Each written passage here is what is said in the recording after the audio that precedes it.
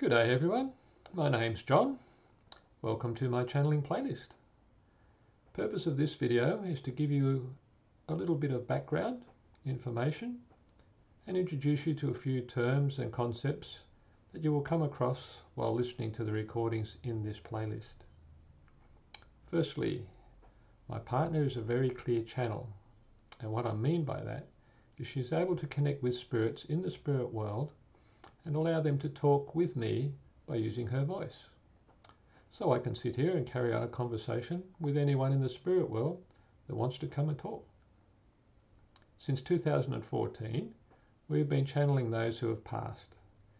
In the early days, we counselled those who were stuck on the earth plane and helped them to move on to the first sphere.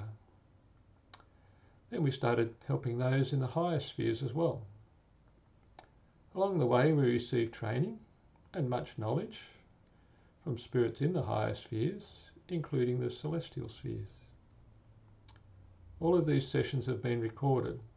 There's 600 or so at this point in time. So, what are these spheres I'm talking about? The Earth as we know it consists of two parallel dimensions.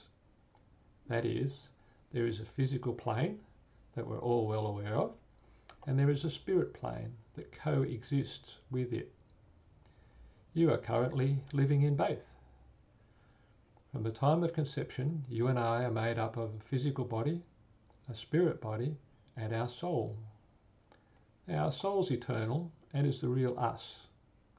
Our personality, our traits, our gifts, our desires, our passions, our longings, our intentions, our beliefs, our addictions, most importantly, our emotions. Our bodies are simply the interface that our soul uses to participate in the different planes. Our brain controls the physical body. Our mind is part of our spirit body. So, when we pass, our physical body ceases to exist, and our spirit body and soul continue on in the spirit world with the same mind, the same emotions, and everything else. What is supposed to happen when we pass is that we are met by bright spirits and then taken from the earth planes to the first sphere of the spirit world. Now, there's many reasons why this does not happen, and I won't go into detail of all of them right now. But the end result is that there are lots of people who stay what we call earthbound. In the spirit world, there are many different places, commonly referred to as spheres. At this point in time, there are 42 or more spheres. The first 6 spheres are called the natural love spheres, and from the 7th sphere upwards, it's called the celestial spheres or the divine love spheres. The first sphere, which is where most people go when they pass, can be visualized in 3 parts: the lower, the middle, and the upper. And each of these parts contains 70 to 80 different levels, which are dynamic depending on demand. Now, the lowest levels of the lower part are what is referred to as the hells of the spirit world. Now, this is not to be confused with the fire and brimstone place that Christians believe in, which actually does not even exist at all. The lowest hells of the first sphere are pitch black, cold, wet, windy, not a place you want to stay too long. By contrast, the top of the first sphere is more beautiful than anywhere on earth. So there is a gradual change in the appearance of your surroundings as you move through the levels from the lowest hills to the top of the first sphere. Now, there's a special place in the spirit world for children called Summerland. Children from fetus stage to late teens go there until they are mature enough and ready to go to the second sphere. This place has its own sections to suit the needs of the children coming in. The children are looked after here and taught by the bright spirits. Where we start off at in the first sphere is dependent on our soul condition. Now, our soul condition is dependent on what unhealed emotions we have, how unloving or loving we have been to others and ourselves, our beliefs, our attitudes, our addictions, and how loving we currently are.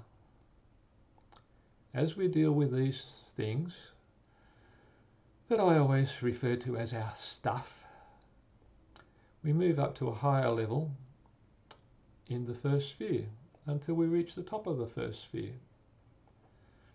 This happens dynamically. After we have dealt with the bulk of our stuff, we move through the different spheres as we learn to grow in unconditional love. By the time we reach the sixth sphere, we have dealt with the bulk of our stuff and we are unconditionally loving.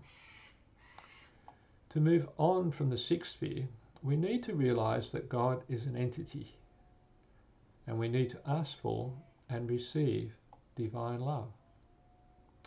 We can then move on to the seventh sphere and beyond. You can tell what a person's soul condition is like by how bright they are. The more loving you are, the brighter you are. Trust that I've given you a little bit of background that will make the recordings a bit easier to understand. What I'd like to say is that there is no reason to fear death. You're already in the spirit world.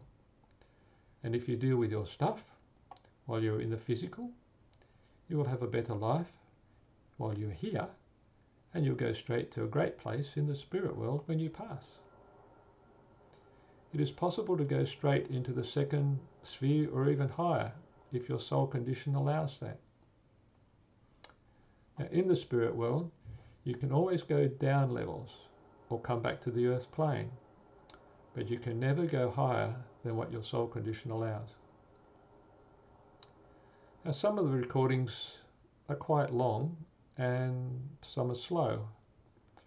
Remember that these spirits have never before spoken through someone else to someone alive on earth. Some do it with ease and some have a degree of difficulty, and some still have afflictions relating to their soul condition. I'll be uploading other videos as time allows, so please like and share far and wide. Thank you.